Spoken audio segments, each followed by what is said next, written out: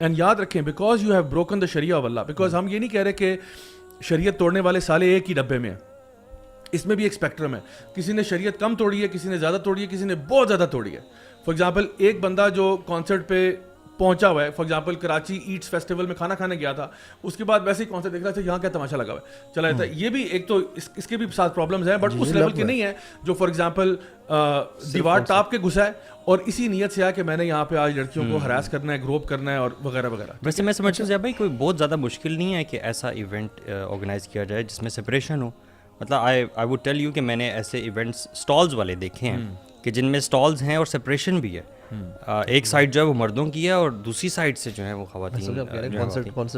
نہیں میں eating events کی بات کر رہا ہوں. یہ بالکل ایسا یہ ممکن ہے. تب ہم یہ مختلف کچھ کنٹریز ہیں جہاں پہ ابھی بھی زیادہ ان کو پریکٹس کیا جاتا ہے. ایون سعودیہ میں, وہاں پہ آپ دیکھیں اب تو خیر چیزیں چینج ہو رہی ہیں, اللہ تعالیٰ رحم فرمائے, لیکن ایسا ہو سکتا ہے بالکل.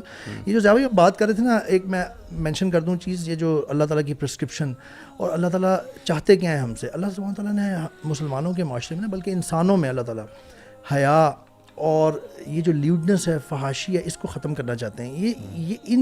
اس کے اگر یہ پھیل جائے نا تو اس طرح کی چیزیں بہت زیادہ نقصان دہ ہو جاتی ہیں. اس طرح کے فیسٹیولز ایون نقصان دہ بن جاتے ہیں. اللہ سبحانہ تعالیٰ نے چند ایک چیزیں فرمائی ہیں حیا کو اسٹیبلش کرنے کے لیے اور فحاشی جو اس کی ضد ہے, اپوزٹ ہے جو اس کو ختم کرنے کے لیے. ہم نے کئی دفعہ مینشن بھی کیے ہیں یہ آیات. ایک تو اللہ تعالیٰ سورۃ القصص میں فرماتے ہیں کہ دیکھیں مومنوں کو اللہ تعالیٰ مومنوں سے کیا ایکسپیکٹ کرتے ہیں.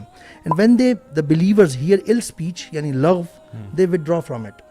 پھر سورۃ النور میں ہی اللہ تعالیٰ فرماتے ہیں, جو ہم نے آیت کئی دفعہ کوٹ کیا, ان الذین یحبون ان تشیع الفاحشۃ فی الذین آمنوا لہم عذاب علیم, کہ جو یہ چاہتے ہیں, جو اس چیز کے خواہش مند ہیں کہ جی مسلمانوں میں فحاشی پھیلے, ان کے لیے دردناک عذاب ہے. اللہ سبحانہ تعالیٰ is stopping it at that level. پھر اللہ تعالیٰ ایک جگہ فرماتے ہیں قرآن میں, یہ سورۃ نمبر 25 ہے اور آیت نمبر 72 ہے. اینڈ اف دے پاس, سورۃ الفرقان ہے یہ, وَإِذَا مَرُّوا بِاللَّغْوِ مَرُّوا كِرَامًا. If they pass by some evil play or evil talk, لغو, they pass by it with dignity and of avoidance actually. پھر اللہ نبی کریم صلی اللہ علیہ وسلم فرماتے ہیں, ترمذی کی حدیث ہے اور صحیح الالبانی میں ہے یہ, the believer is not a slanderer یعنی تانا زن, one who curses a great deal, one who indulges in obscenity یعنی فحاشی بے حیائی, or who engages in foul talk.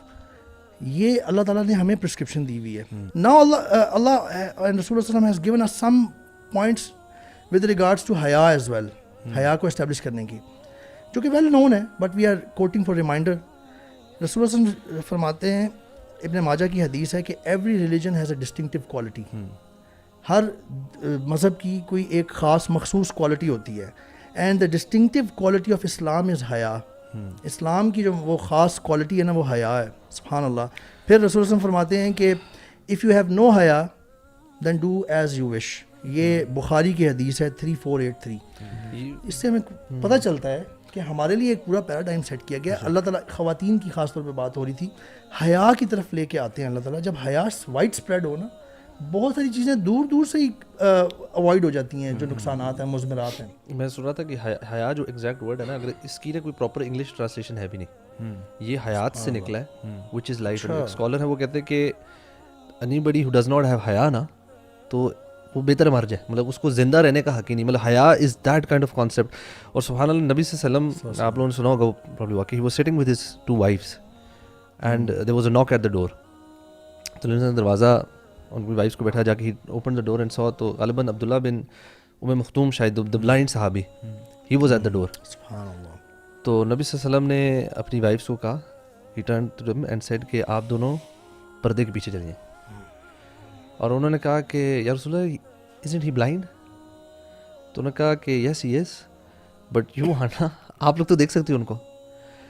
And اس میں اتنے سارے لیسنز ہیں کہ ایک بلائنڈ صحابی آ رہے ہیں نبی صلی اللہ علیہ وسلم, کن کو کہہ رہے ہیں, امہات المومنین, یو نو ایک کوئی نارمل خاتون نہیں ہے.